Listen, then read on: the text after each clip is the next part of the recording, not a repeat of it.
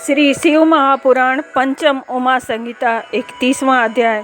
आदि सृष्टि में सर्ग विस्तार वर्णन। सौनक जी बोले, हे सूतपुत्र, आप मुझे देवताओं और दैत्यों, गंधर्वों, राक्षसों और सर्पों की शिष्ट सुनाइए। सूत जी बोले, हे महाप्राज्ञ, जब प्रजापति वीरण एवं दक्ष की प्रजा न बढ़ी तो उन्होंने अपनी स्त्री वीरणी को, जो उन दिनों तप में लीन थी, बुलाकर उससे मैथुन धर्म द्वारा अनेक प्रजाओं को उत्पन्न किया और उसके आश्रय से 5000 पुत्र उत्पन्न हुए। परंतु नारद जी के उपदेश से सभी तपस्वी हो गया और किसी से सृष्टि में योग न मिला, जिससे दुखी हो प्रजापति वीरण एवं दक्ष ने नारद जी को शाप दे दिया कि हे कलह प्रिय, तुम कहीं भी स्थित न हो पाओगे और जहाँ भी तुम्हारी समीपता होगी वहाँ सर्वदा कलह होगा। तब दक्ष को इस प्रकार दुखित हुआ जानकर ब्रह्मा जी ने आकर उन्हें शांत किया और उन्होंने अपनी वीरणी नामक स्त्री से फिर 8 कन्याएं उत्पन्न की, जिनमें से उन्होंने 10 कन्या धर्म को, 13 कश्यप को, 27 सोम को, 4 अरिष्ट नेमि को, 2 कन्या ब्रह्मपुत्र को, 2 अंगिरा को और 2 विद्वान कृशाश्व को दी, जिनके पास ये हैं अरुंधति, वसु, यामी, लंबा, भानु, मरुत्वती, संकल्पा, मुहूर्ता, संध्या और विश्वा। ये तो धर्म की पत्नी हुई, जिनसे विश्वा के विश्वदेव तथा संध्या से साध्य गण उत्पन्न हुए।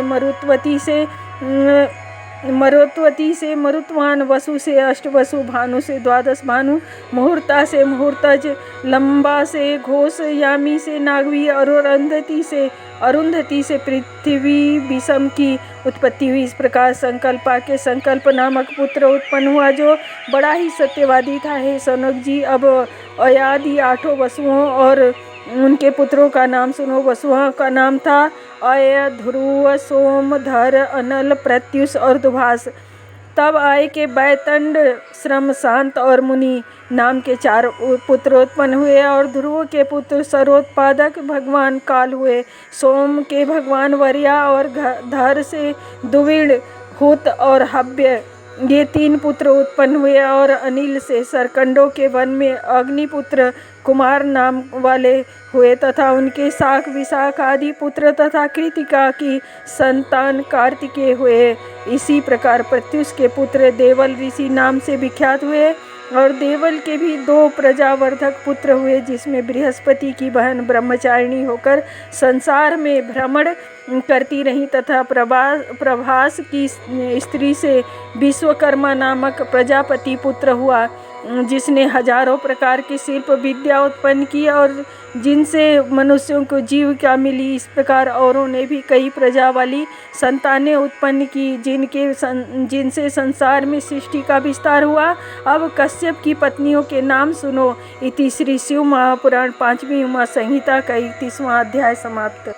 32वां अध्याय। कश्यप की वंशावली। सूत जी बोले, हे विप्रेंद्र, कश्यप की पत्नियों के ये नाम हैं अदिति, दीति, सुरसा, अरिष्टला, दनु, सुरभि, बिनता, इला, ताग्रा, क्रोधवसा, कद्रु, अनयुस और मुनि। तब इनमें पहले अदि से तुषित नाम वाले 12 देवता उत्पन्न हुए। चाक्षुष मनु के अंतर में और वैवस्वत मनवंतर में मरीच पुत्र कश्यप से इनकी उत्पत्ति हुई। फिर इसी मनवंतर में दक्ष की कन्या से विष्णु और इंद्र भी उत्पन्न हुए।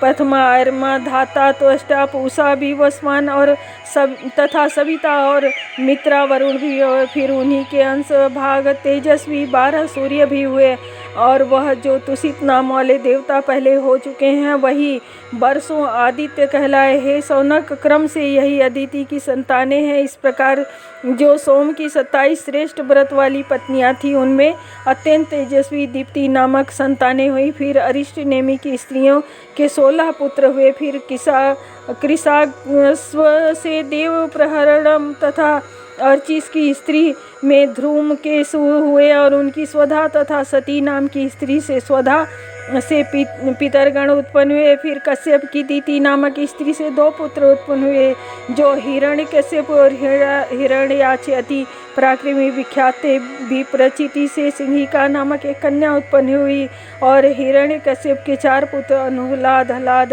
संहलाद और प्रहलाद हुए। उनमें प्रहलाद विष्णु भक्त था।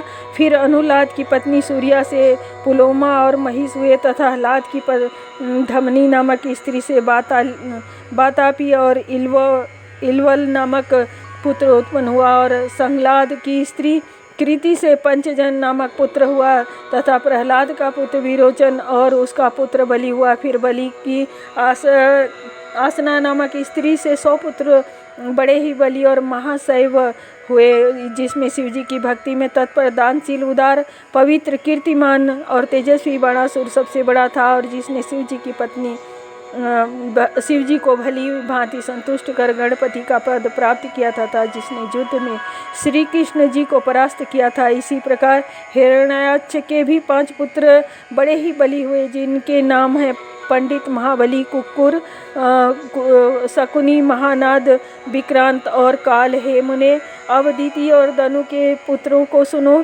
दनु के 100 पुत्र तीव्र पराक्रम वाले, जिसमें अयोमुख, संबर, कपोल, वैश्वानर, पुलोम, विद्रावण, महाशीर, स्वर, भानु, वृषपर्वा, वीर्यवान, विप्रचित्ति आदि नाम का विशेष उल्लेखनीय है। यह सब दनु के पुत्र कश्यप से उत्पन्न हुए। इसमें स्वर भानु की स्त्री प्रभा नाम की कन्या तथा पुलोमा की स्त्री सची नाम की हुई, और उपदानवी है शिराधर शर्मिष्ठा वृषपर्वा की पुत्री कन्या हुई।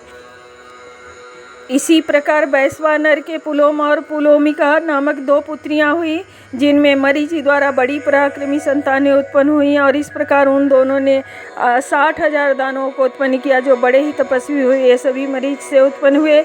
फिर विप्रचित्ति से सिंहिका के भी अनेक पुत्र हुए। इसमें सही के ये नाम से 13 पुत्र बड़े बली थे, जिनके नाम हैं सुबली, राहु, बल, महाबल, वातापी, नमुचि, इलवल, स्वरूप, अजिक, नरक, काल, नाभ, सरमाण और सरकल्प। इनसे दैत्य दानव के संयोग से इस वंश की वृद्धि हुई। फिर संहलाद के कुल में दैत्य नाम निवात कवच हुए, तथा इसी कुल में तप से शुद्धात्मा मरुत हुए। इस प्रकार महात्मा कश्यप के वंशजों का बड़ा विस्तार हुआ, और ताम्रा और काकेश्व के काक, केकी, गरुण, गिद्ध, गिरिधि, उलुकी, सुक, सुकी आदि पंछी जाति की उत्पत्ति हुई। सेनी ने सेनों को, भासी ने भासों को, गिरिधि ने गिरिधों को, सुकी ने सुकों को, सुग्रीवी ने सुख पंछियों को, ताम्रा ने घोड़ों, ऊँटों और गधों को उत्पन्न किया। बिनता ने अरुण और गरुण 2 पुत्र उत्पन्न हुए, और सुरसा के बड़े तेजस्वी 1000 सर्प हुए, जिनमें शेष, वासुकी, तक्षक, ऐरावत, महापद्म, कंबल तथा अश्वतर ये अनेक फन वाले उनमें प्रधान राजा हुए। इसी प्रकार ईला से पद्म, करकोट, धनंजय, महानील, महाकर्ण, धृतराष्ट्र, वलाहक, कुहर, पुष्पदंत, दुर्मुख, सुमुख, बहुस, खर, रोमा और पाणी आदि पुत्र थे। क्रोधवशा से अनेकों गण, समस्त दांत वाले जीव, अंडज, पक्षी और जल जंतु तथा 12 ही पशु रूप में उत्पन्न हुए। और अनायुषा के बड़े बलवान 50 पुत्र हुए। सुरभि से ससान तथा भैंसे, और ईला से वृक्ष, बेले तथा संपूर्ण तीर्ण जातियाँ उत्पन्न हुई। खसा ने यक्षों, राक्षसों, अप्सराओं और मुनियों को उत्पन्न किया तथा अरिष्टा ने अनेक मानव और सर्पों को उत्पन्न किया। इस प्रकार कश्यप कुल में सैकड़ों हजारों पुत्र पौत्र हुए। इति श्री शिव महापुराण 5वीं उमा संहिता का 32वां अध्याय समाप्त।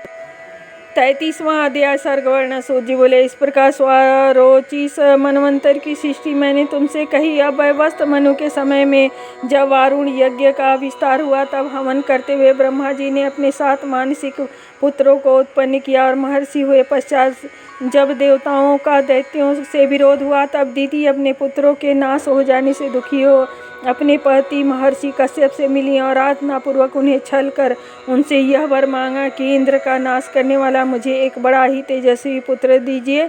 तब उन परम तेजस्वी तपस्वी ने उसे 100 वर्ष के ब्रह्मचर्य का विधान बताकर वह वर दे दिया। दीति गर्भवती होंगी और कश्यप जी उसमें अपना सत्व स्थापित कर तप करने चले गए।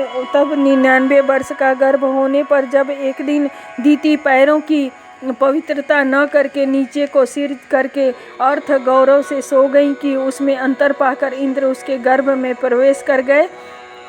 उसके 7 खंड कर दिए। वज्र से कटा हुआ वह गर्भ रोने लगा। तब इंद्र ने उन 7 टुकड़ों से कहा, रो मत, तुम मरोगे नहीं। फिर भी वे सब रोते ही रहे और गिर पड़े तथा उन 7 ने रोकर कहा, हे इंद्र, तुम हमें मारने की इच्छा न करो।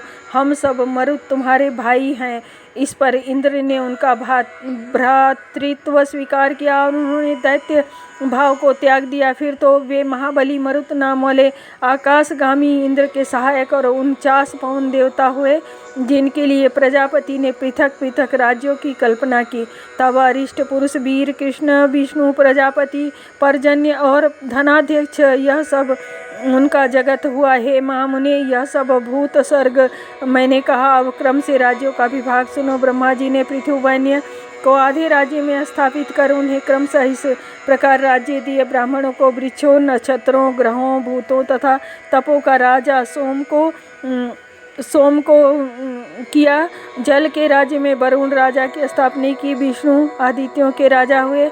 वस्तुओं के राज्य में पावक को राजा किया। प्रजापतियों के राजा दक्ष, मर्तों के राज्य में इंद्र और दैत्यों तथा दानवों के स्वामी प्रहलाद हुए।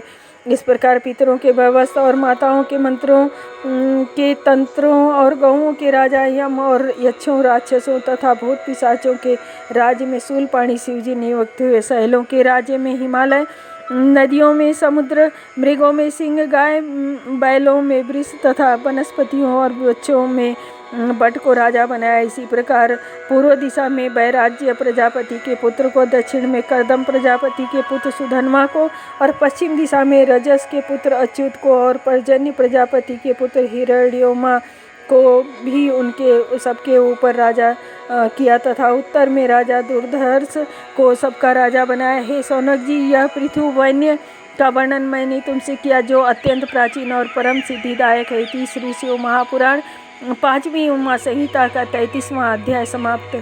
34वां अध्याय मनवंतर वर्णन। सौनक जी बोले, हे महात्मन, अब आप मुझसे सब मनवंतरों का विस्तार पूर्वक वर्णन कीजिए, जिन्हें की सुनने की मुझे बड़ी इच्छा है। सूत जी बोले, हे मुनीश्वर, अब तक मैंने तुमसे यह स्वयंभुव मनु, स्वारुचि, उत्तम, तामस, रैवत, अतत और चाक्षुष इन 6 मनुओं को कहा। इसके पश्चात वैवस्त मनु, सावणी मनु और रौज्य तथा सावणी, ये 4 मनु हुए। और फिर तीसरी बार भी धर्म सावर्णी, रुद्र सावर्णी, देव सावर्णी और इन सावर्णी, ये 4 मनु हुए। इस प्रकार क्रमशः भूत भविष्य और वर्तमान के मनुओं को मैंने जैसा सुना था कहा। कुल 14 मनु हुए हैं, जिनका समय 14,000 कल्प निर्माण किया जाता है। अब उनके ऋषि तथा पुत्र और देवगण को सुनो। मरीचि, अत्रि, भगवान अंगिरा, पुलह, क्रतु, पुलस्त्य और वशिष्ठ ब्रह्मा के 7 पुत्र हैं। इनके उत्तर दिशा में सप्त ऋषि तथा स्वयंभू मनवंतर में यामा नाम के देवता भी निवास करते हैं तथा अग्निद्र, अग्निबाहु, मेघातिथि, वसु, ज्योतिष्मान, धृतिमान, हव्य, समन और शुभ, ये सब स्वयंभू मनु के 10 पुत्र थे, जिनमें इंद्र का नाम यज्ञ था। इस प्रकार पहला मनवंतर बड़ा ही दिव्य था। दूसरे मनवंतर में रोचन नाम का इंद्र था। ऊर्ज, स्तंभ, परस्तंभ, ऋषभ, वसुमान, ज्योतिष्मान, द्युतिमान और रोचिष्मान, वे 7 महर्षि थे। और इस काल के देवता का नाम तुषित था। महात्मा स्वारुचिस मनु के 10 पुत्र थे, जो बड़े ही वीरवान और पराक्रमी थे। इस प्रकार दूसरा मनवंतर भी तुमसे कहा। अब तीसरा मनवंतर सुनो। वशिष्ठ संज्ञक 7 पुत्र वशिष्ठ के थे। और इस काल में मनु के जो 10 पुत्र थे, उनके नाम ऊर्जित, ऊर्ज, मधु, सूचि, शुक्र, नभस, नभ, ऋषभ, सत्यदेव और श्रुत। इनमें श्रुत, सत्यदेव और ऋषभ को देवता माना गया। वही उस काल के ऋषि थे और उस समय तीनों लोकों का स्वामी सत्यजीत नाम का इंद्र था। इस प्रकार तीसरा मनवंतर भी तुमसे कहा। अब चौथा तमस मनवंतर सुनो। इस मनवंतर में गार्य, पृथु, बाग्मी, जन्य, धाता, कपानक, कपिवान, ये 7 ऋषि हुए हैं। और इस काल के इंद्र का नाम त्रिशिख था तथा महान नृप मनु के जो 10 पुत्र थे, उनके नाम ये हैं तपोरति, अकल्पमास, खड्गी, महान ऋषि, द्युतिपोत, सप्तयस्य, तप, शूल, तापन, धन्वी। इस प्रकार 14 मनवंतर में उनके अलग अलग ऋषि और देवता तथा इंद्र होते हैं। और ये सभी महातपस्वी अपने धर्म में रत 1000 युग तक सृष्टि का पालन करते हैं। पश्चात तप से युक्त हो प्रजा सहित ब्रह्मलोक को जाते हैं। ये सभी कीर्तिदायक होते हैं और अंत में फिर सृष्टि होती है। 100 वर्ष में भी इनके काल में कोई अंतर नहीं कर सकता, क्योंकि 100,000 की पूर्ति में इनका कल्प समाप्त होता है। और जब सूर्य की किरणों से सब प्राणी जलने लगते हैं, तब ब्रह्मा जी नारायण हरि में प्रवेश कर जाते हैं और कल्प के अंत में फिर सब भूतों को उत्पन्न करते तथा शिव जी का संहार करते हैं।